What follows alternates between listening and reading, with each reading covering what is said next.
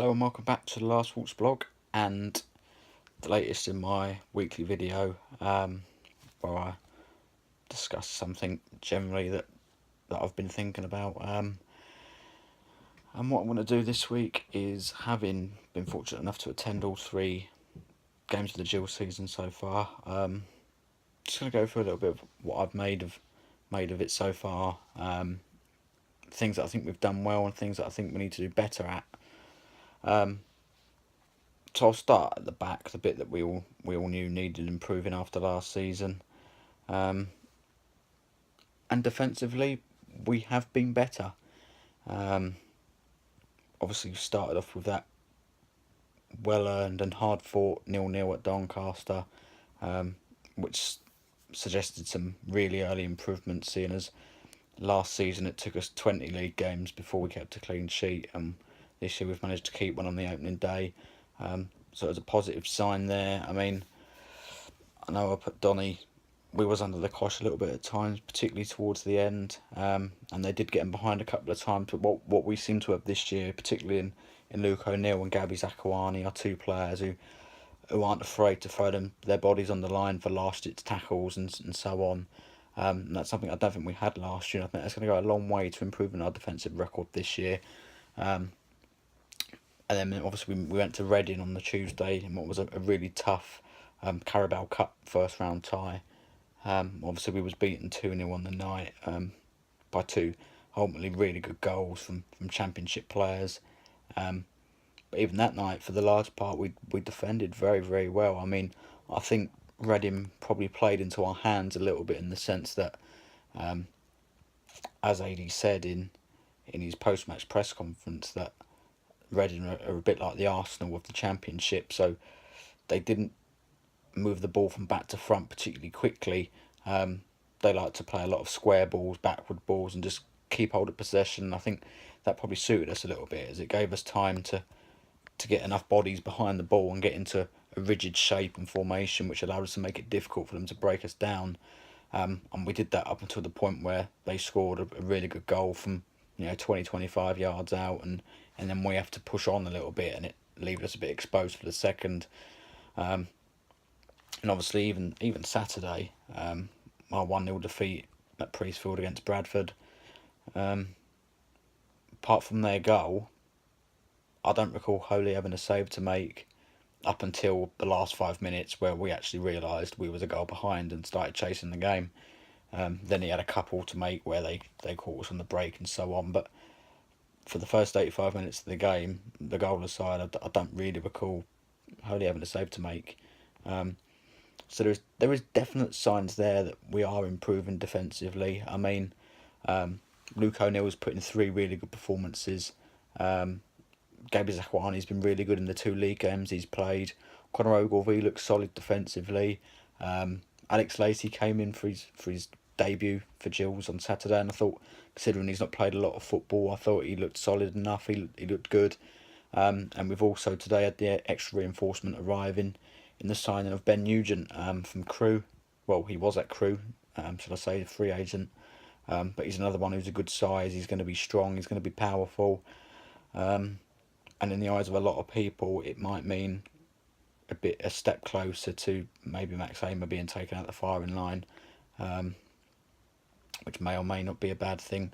Time will tell. But I mean, myself and James spoke to AD the last friendly at Canby Island before the season started, and he said he still wanted another centre half, and obviously it's taken a bit of time, but he seems to have found one now, and one would assume that in the defensive department we are now done.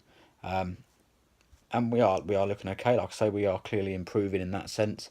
We've played 3 games, conceded 3 goals, an average of 1 a game. No, by no means a disaster. If that's the rate we go at, then any game we score twice in, more often than not, we're going to win it. Which leads me on to the point of our play, which we need to improve on, and that's the attacking sense. It doesn't take a genius to work it out. We've not scored a goal yet in 270 minutes, and I think apparently in those 270 minutes we've only had 6 or 7 shots on target. And to be honest, from the 3 games, I don't really recall us creating an awful lot. And in terms of chances from open play. We're very reliant on set pieces, and I think a large part of that is the system. So obviously pre-season a lot of the time AD played this wing back system, um, and obviously the opposition was a lot lower, but it was working. We had Waggy playing right wing back and Garms playing on the left, and they were both bombing on and attacking really, really well and creating chances, and all was looking pretty. And obviously Garms has picked up his really unfortunate injury.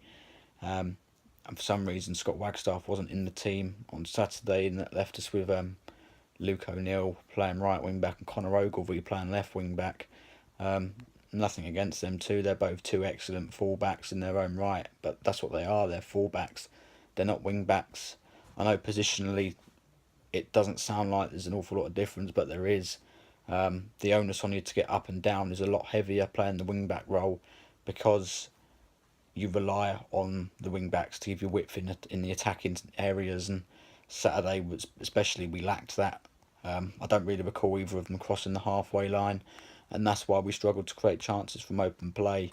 But the problem is, it seems like AD's going to be very stubborn with this 3-4. I call it 3-5-2. For most of the time, most of the game on Saturday, it was more of a 5-3-2. To be honest, it was pretty much a back five, because, like I say, the wing backs weren't pushing on like you'd want them to do, and that's why it was left pretty much solely down to Lee Martin on his own to try and create chances, and he can't do it all on his own, and that's why we're lacking that spark. So how do we go about creating more from open play? Many would suggest a simple suggestion is change the system. Myself and a lot of others have directed us towards a 4-4-2 and saying why not go back to basics and let's play a traditional formation. I said in the podcast at the weekend, I think too often now coaches try to overcomplicate the game with these three at the back formations, 3-4-3s, 3-5-2s, all this kind of stuff.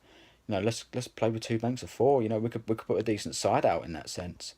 Obviously we could have Holy in goal. We could have O'Neill right back with Ogilvie on the left, Lacey and Zakuani in the heart of the defence, and then you could have a flat midfield four of Wagstaff on the right, Martin or Parker on the left, and maybe a Bingham and an Oldacre in the centre midfield. And that still allows you to play the two strikers, maybe a Wilkinson and Nash together, or Eves and Nash. And I don't think that would be a bad mix of a side, and it'd certainly allow us to offer more going forward, I think, because we'd naturally have two players out wide that are going to be in more advanced areas.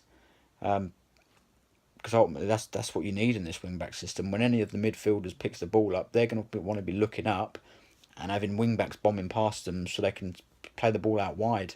Because in theory, this should have been the idea of us signing Wilkinson and Eves and two really tall strikers that we was expecting there to be a lot of crosses into the box and to attack and try and score goals, and it's not really panning out like that because we're not getting the ball into wide areas in order to deliver the crosses in. So something's got to change from that sense. And a lot of people, like I say, myself included, think maybe a formation change is going to be the best way around that. But it seems AD is stuck in his ways of persisting with this 3-5-2 formation, so we're not being flexible with the systems we're playing. It seems like we've picked one and we're sticking with it. In which case, maybe AD said he was after 2 or 3 more players. Obviously, Ben Nugent's coming today, so maybe he still wants a couple more. Maybe we have to look at this and maybe look towards a couple of wingers or wing backs, like designated wing backs, not full backs, pacey wing backs, which we know are going to give us that threat going forward, like Garmston would. Otherwise, all the time we're playing this system with Ogilvie and O'Neill as wing backs, we are going to struggle to create chances. Not because they're not good players, because like I say, they've both been excellent defensively in the games they've played so far, but because they're full backs and not naturally wing backs, they don't have that attacking edge. And in my opinion anyway, it's probably a lot easier to get a wide midfielder playing in a wing back role than it is to get a natural fullback playing in that wing back role, purely because the wide midfielder has a more attacking mindset. Like when we had Brendan Dickinson, he was a wide midfielder that Edinburgh turned into a fullback stroke wing back, and he did a pretty good job there.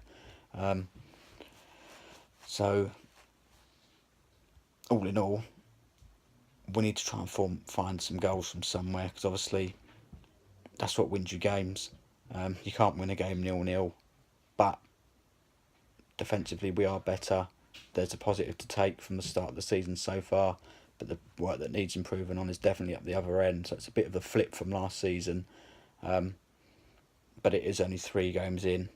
We've not won yet, obviously a shame, but last season we won our first 3 games in all competitions and nearly got relegated, so it's not the be all and end all. Hopefully we can find a formula soon that gets us that first goal and then that first win to go with it, and hopefully then things will start kicking on. But that's all from me tonight. Hope you've enjoyed it. Thanks for watching. Keep liking, keep subscribing, and lastly, Gills.